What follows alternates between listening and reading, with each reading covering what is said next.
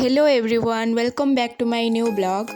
तो आज रेसिपी हूँ पणस तरकारी। मुझे पणस और आलू को काटिके सिझी देछि। एठी छोट छोट करी पियाज और टमाटो काटि देछि। एबे मु तेल 2 चम्मच नेगली सेथिरे तेजपत्र और पियाज पकेइके भलसे फ्राए कर देबी। एथिरे मु अदा रसुण और सुखिला लंकार पेस्ट पकई देली।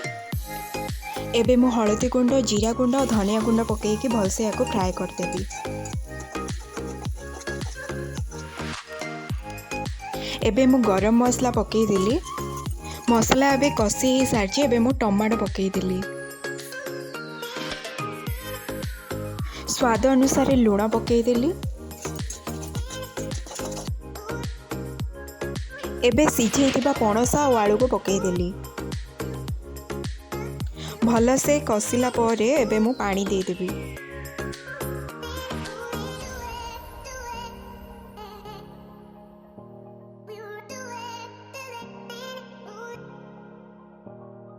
ढांकुणी दे 5 मिनिट याको बसई देबी।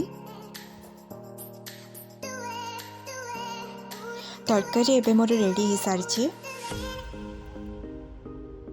वीडियोटी जदि भल लगी ताले लाइक शेयर एंड सब्सक्राइब करेंगे। Thank you.